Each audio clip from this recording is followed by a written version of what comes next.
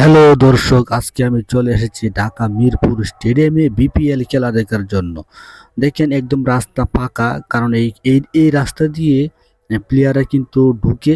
এই যে দেখেন এই গেটটাতে ঢুকে, ঠিক আছে। গেটটা কিন্তু দেখতে খুবই অসাধারণ, খুবই সুন্দর। দেখেন একটা মূর্তি রয়েছে এবং একটা বল রয়েছে, একটি ব্যাট রয়েছে, খুবই সুন্দর। এই গেট দিয়ে মূলত প্লেয়াররা ঢুকে, এই জন্য রাস্তা একদম ক্লিয়ার করে দিয়েছে যাতে প্লেয়াররা সহজে ঢুকতে পারে। আর দেখেন এইখানে যে আমরা যে মাঠে যদি বাঁশি বাজাই, দেখেন যে এইখানে এই চাচা বাঁশি বিক্রি করে।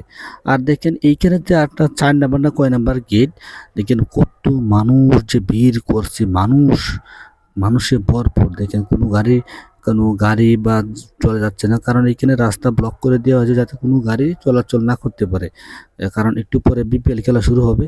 আর দেখেন এই যে জায়গাটা, এইখানে কিন্তু ধারাভাষ্যকার এইখানে প্লেয়াররা সাক্ষাৎকার দেয়। এটা কিন্তু একটা প্লাস্টিক ভাবে তৈরি করছে, ঠিক আছে। মানে একটা নন গ্যারান্টি বা ওয়ান টাইম হিসেবে একটা তৈরি করছে।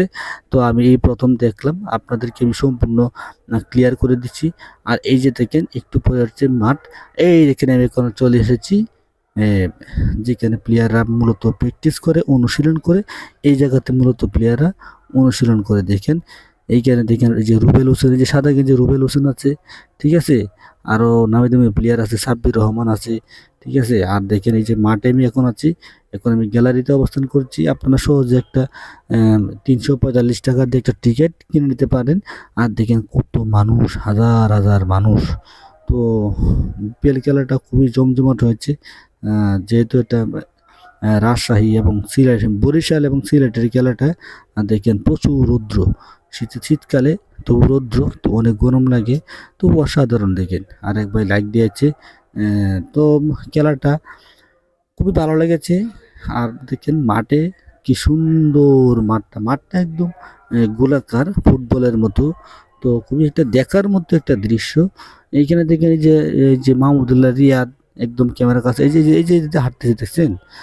আর দেখেন আমরা যে ভিডিওতে দেখি বা টিভি চ্যানেলে দেখি, হ্যাঁ, যে একটার পর একটা লেখা আসে রকেট, হ্যাঁ, তারপর অনেক কিছু আসে, ঠিক আছে। এটা কিন্তু মূলত একটা কারেন্টের মাধ্যমে তৈরি করা হয়ে থাকে। আর সামনে একটা লোহার একটা এই নেটের মতো বেড়া দেওয়া, যাতে মানুষ ঢুকতে না পারে, যাতে প্লেয়ারে কোনো ক্ষয়ক্ষতি না হয়, ঠিক আছে। তবে খেলাটা দেখে মোটামুটি আমার ভালোই লেগেছে। আপনারাও আসবেন, বিপিএল খেলা দেখবেন, ঠিক আছে। আর অবশ্যই আপনার টিকিট ব্যাংকের মাধ্যমে বা বিকাশের মাধ্যমে বা অনলাইনে কেটে নেবেন। না হলে কিন্তু আপনি যদি কোনো দালালের কাছ থেকে আপনি যদি কোনো টিকিট কিনেন, তাহলে কিন্তু আপনি 100-200 টাকা বেশি দিতে হবে।